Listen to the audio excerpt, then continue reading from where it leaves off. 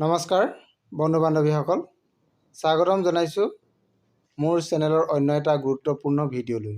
বন্ধু বান্ধৱীসকল, আপোনালোকে নিশ্চয় থাম্বনেলত দেখা পাইছে অসমৰ বন বিভাগৰ ফালৰ পৰা বনৰক্ষী নিযুক্তিৰ কাৰণে বিজ্ঞাপন মুকলি কৰিছে।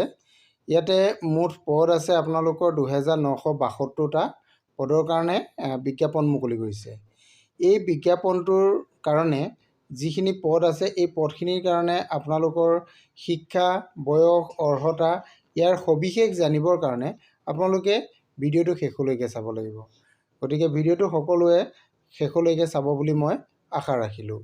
আৰু যদি আপোনালোক মোৰ চেনেলত প্ৰথমবাৰলৈ আহিছে তেন্তে চেনেলটো ছাবস্ক্ৰাইব কৰি কাষতে থকা অল নটিফিকেশ্যনটো অন কৰি দিব, যাতে আপোনালোকে অসমৰ নতুন নতুন বিজ্ঞাপনবিলাক সৰ্বপ্ৰথমে লাভ কৰিব পাৰে। আহক আমি আজিৰ বিজ্ঞাপনটোৰ সবিশেষ আলোচনা কৰোঁ।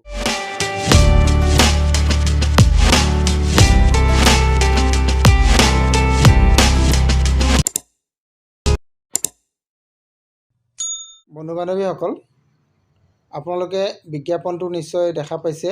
এইটোৱেই বিজ্ঞাপনটো। ইয়াতে আপোনালোকে চাওক বিজ্ঞাপন নংটো আপোনালোকে নিশ্চয় দেখিছে। এইটো বিজ্ঞাপন নং। আৰু এই বিজ্ঞাপনটোৰ কাৰণে আবেদনৰ অন্তিম তাৰিখ আপোনালোকে ইয়াতে নিশ্চয় দেখিছে 22 ফেব্ৰুৱাৰী 2026। এতিয়া আপোনালোকে পদসমূহ চাওক। ইয়াতে লিখিছে অসম আৰক্ষী বনৰক্ষী নিযুক্তি 2026।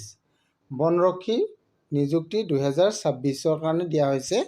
এইটো অসম আৰক্ষীৰ পৰা বিজ্ঞাপনটো আহিছে বনৰক্ষীৰ কাৰণে। আপোনালোকে নিশ্চয় এইটো দেখিছে বনৰক্ষী 2026। আৰু এই বনৰক্ষীৰ মুঠ পদসমূহ আপোনাৰ কিমান আছে আপোনালোকে চাওক। ইয়াতে অসমত মুঠ পদ আছে আপোনালোকৰ 2972টা। এই বনৰক্ষী পদসমূহত কি কি পদ আছে আপোনালোকে যদি চাই, ইয়াতে চাওক ফৰেষ্ট গাৰ্ড আছে 1, ফৰেষ্ট গাৰ্ড, গেম ৱাচাৰ আৰু AFPF কনিষ্টবল, WO বা WT, কনিষ্টবল UB। ইয়াতে আপোনালোকে নিশ্চয় সকলোখিনি দেখিছে কি কি বিভাগত এই বনৰক্ষী পদসমূহ আছে, গোটেইখিনি দিয়া আছে আপোনালোকক। জৰুৰীকালীন পদৰ কাৰণেও আছে। কনিষ্টবল আপোনালোকৰ গ্ৰেড 3 আছে, বেনমেন আছে, কনিষ্টবল এইটো বাগলাৰ আছে। তেনেধৰণে এই পদসমূহ ইয়াতে আছে। মুঠ পদ আপোনালোকৰ ইয়াতে 2972টা আছে। আৰু এই পদসমূহৰ কাৰণে আপোনালোকৰ যিটো দৰমহা হ'ব, দৰমহাটো আপোনালোকে যদি চাই 12,000 টকাৰ পৰা 70,000 টকা আপোনালোকৰ এইটো প্ৰতি মাহে দিয়া হ'ব। পে' বেণ্ডটো আপোনালোকৰ যিটো পে' বেণ্ড হ'ব, পে' বেণ্ডটো 12,000 টকাৰ পৰা 70,000 টকাৰ ভিতৰত হ'ব।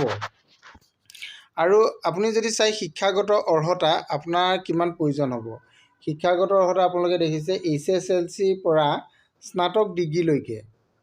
এইটো ইয়াতে উল্লেখ কৰি দিছে HSLCৰ পৰা স্নাতক ডিগ্ৰীলৈকে, অৰ্থাৎ আপোনালোকে মেট্ৰিক পাছৰ পৰা BA বা BSc বা BComলৈকে বেচেলৰ ডিগ্ৰী লোৱালৈকে আপুনি এই পদসমূহৰ কাৰণে আবেদন কৰিব পাৰিব।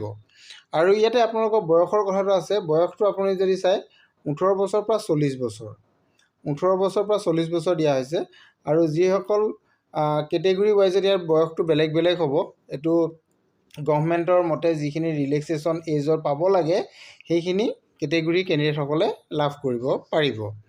আৰু আবেদনৰ আৰম্ভণিৰ তাৰিখটো আপোনালোকে নিশ্চয় দেখিছে 22 জানুৱাৰীৰ পৰা আবেদন প্ৰক্ৰিয়া আৰম্ভ হৈছে। আৰু অন্তিম তাৰিখটো হৈছে আপোনালোকৰ 22 ফেব্ৰুৱাৰী 2026। গতিকে আপোনালোকে 22 ফেব্ৰুৱাৰীৰ আগতীয়াকৈ আবেদন কৰিব লাগিব। আবেদন কৰিবলৈ হ'লে আপোনালোকে এই অফিচিয়েল ৱেবছাইটটো নিশ্চয় দেখা পাইছে, আসাম পুলিচৰ ৰিক্ৰুইটমেণ্ট বৰ্ডৰ যিটো অফিচিয়েল ৱেবছাইট www.slprvassam.in। এই অফিচিয়েল ৱেবছাইটত গৈ আপোনালোকে আবেদন কৰিব পাৰিব। আজিৰ বিজ্ঞাপনটো ইমানেই আছিল। আৰু সবিশেষ তথ্য আৰু যদি আপোনালোকে জানিব বিচাৰে তেনেহ'লে মোৰ ভিডিঅ' শেষত কমেণ্ট কৰিব, মই আপোনালোকক সহায় কৰিবলৈ চেষ্টা কৰিম। আজিলৈ ইমানেই। Thank U.